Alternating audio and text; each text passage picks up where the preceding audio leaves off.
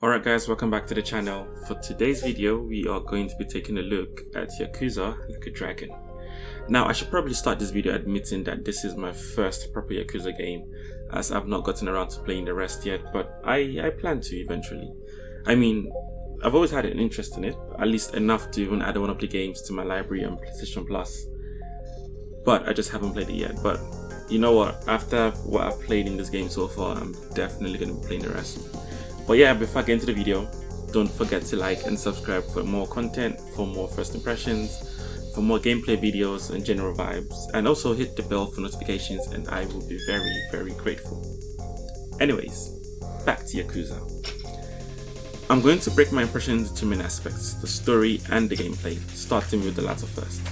Now, as I said, this is the first game in the series for me, and from my research, this is the first game in the series to use turn-based RPG mechanics. And now, I have my reservations regarding certain turn-based games, but I will say that this has been extremely enjoyable, at least so far. Now, as per any turn-based games, you get your character, you get your characters, health bars, choices of things to do per turn, and then it switches over back to the enemies to do the same, and they just obviously rinse repeat until one of you guys win. In this particular game, your main character is I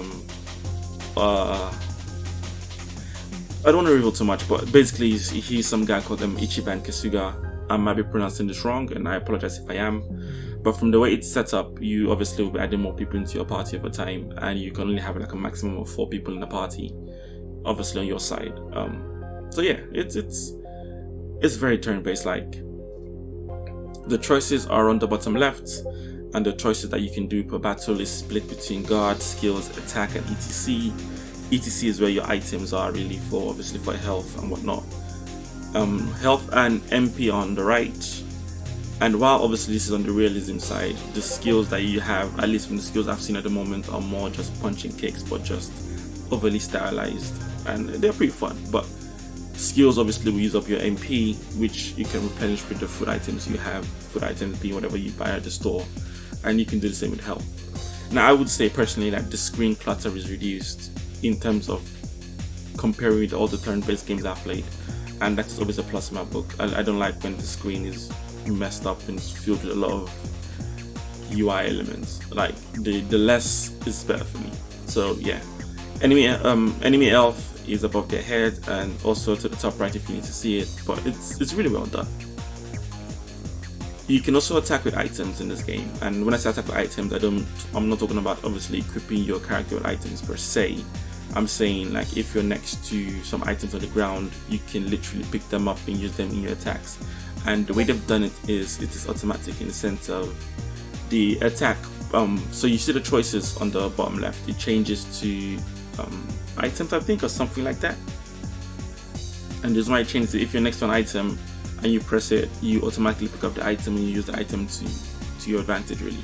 And your enemies can do the same. And I say this because actually I've used, in one of the fights I've had in the game so far, I used a bicycle to beat up some of my enemies, and it was funny, it just made me laugh. But yeah, the gameplay is solid and dynamic enough to keep my interest, and I'm enjoying it a lot more than I thought I was going to. So I'm definitely going to put some more hours into this.